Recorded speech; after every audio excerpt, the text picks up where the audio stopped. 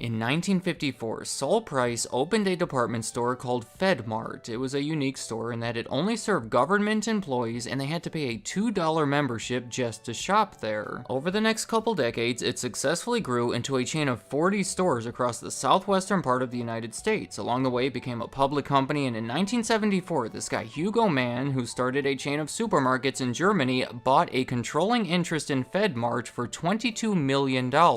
Hugo Mann did not get along with Sol Price as far as how to run things, so Sol was soon forced to leave the company that he had started and ran for more than 20 years. Hugo Mann then attempted this aggressive expansion strategy with FedMart that did not work. They started losing money, and by 1982, they shut down altogether. I know this doesn't sound like a significant story so far, but trust me when I say the entire retail industry would almost certainly look completely different without it. First off, it affected Target, because after FedMart closed, they took over a bunch of those locations that were conveniently available for them as a helpful part of their strategy to expand into that part of the country. Secondly, Walmart was affected by this on multiple levels. I thought it was interesting that in 1997, they bought that German supermarket chain that was started by Hugo Mann to establish their first ever presence in Europe. In addition to that, Sam Walton, the founder of Walmart, said that he chose the name Walmart because he liked the sound of the name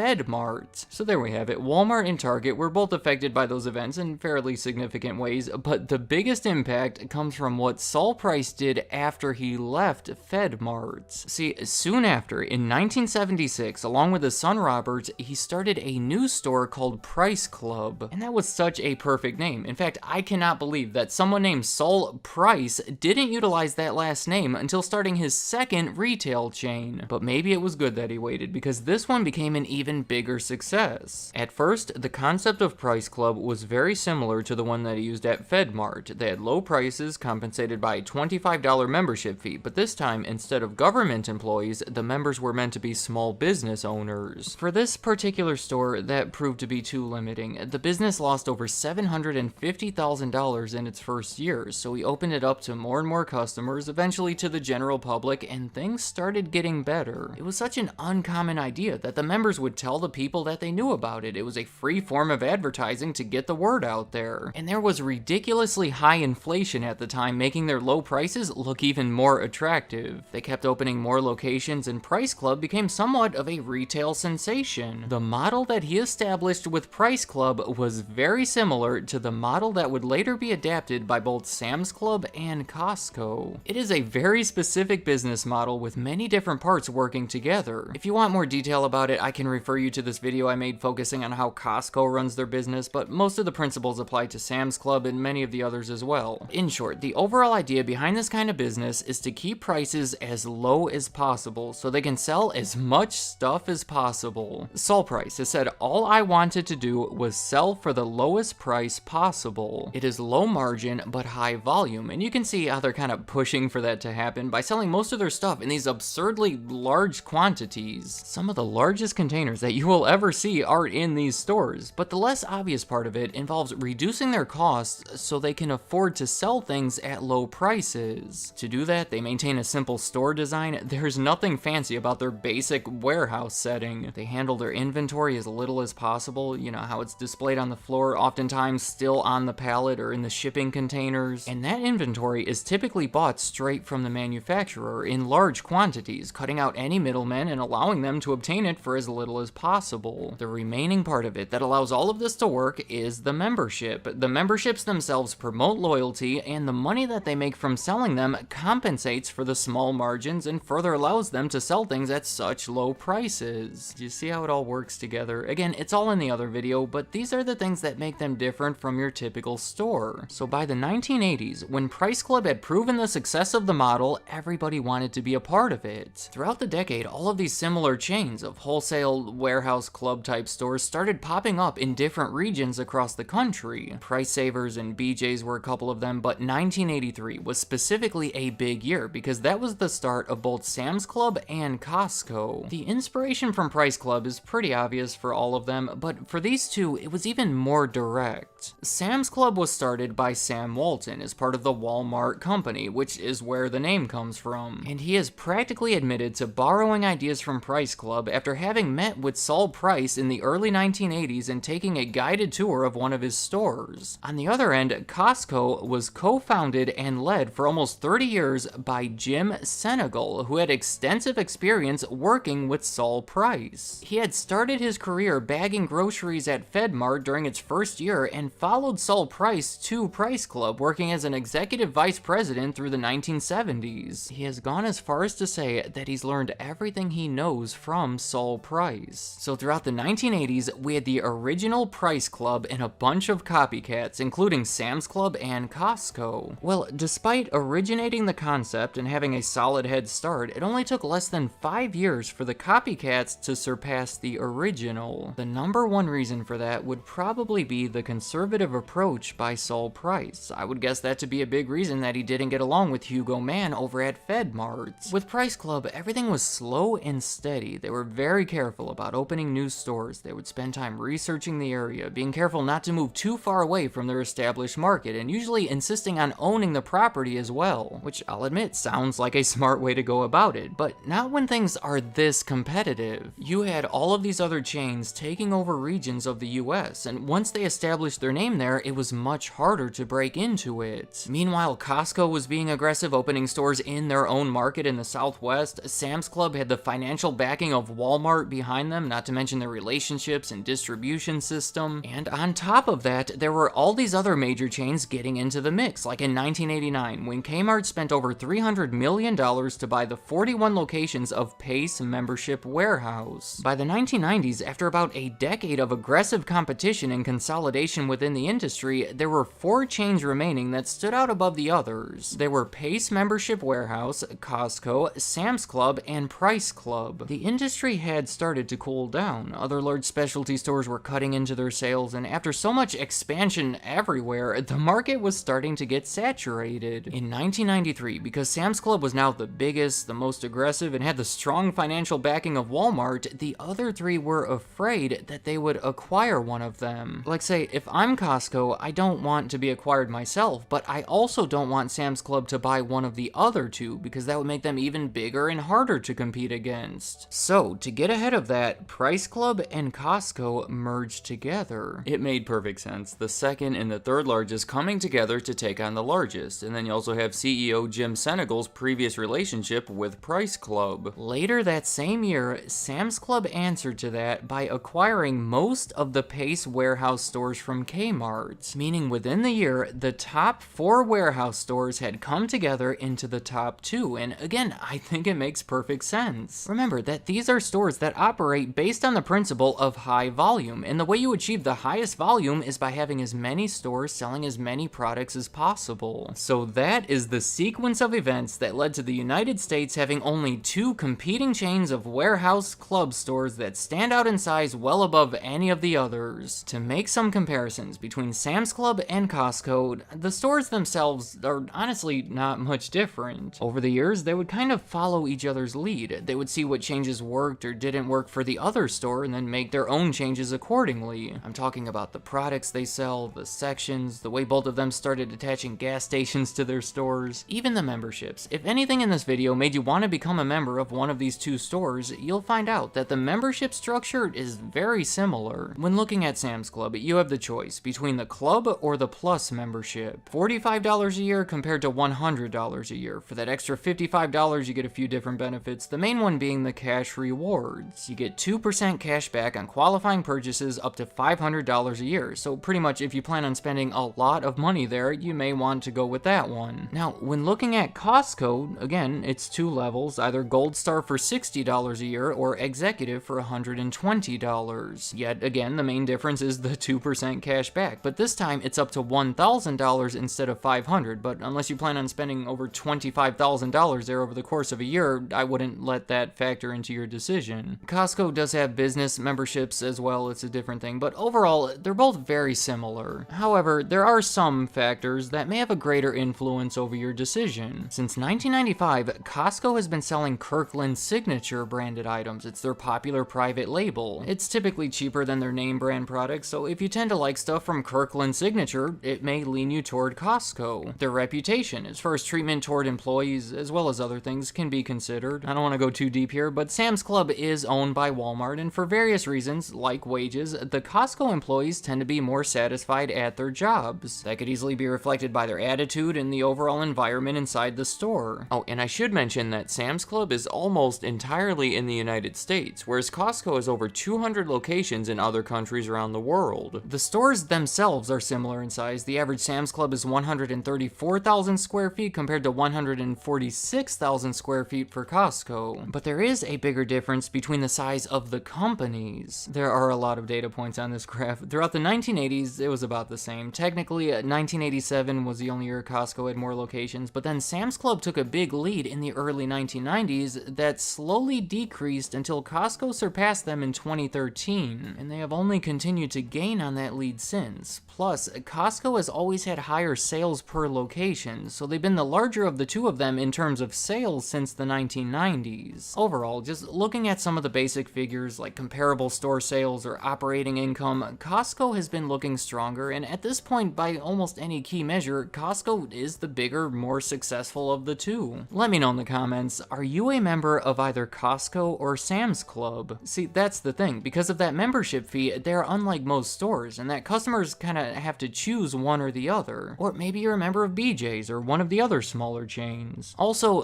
what do you think of Saul Price? I took a little time to talk about him before the more popular chains because I thought it was a great story, and he's had such a direct influence on both of them. And any other thoughts you have about Sam's Club, Costco, or anything else I talked about in this video, leave them in the comments. I'd like to hear what you have to say.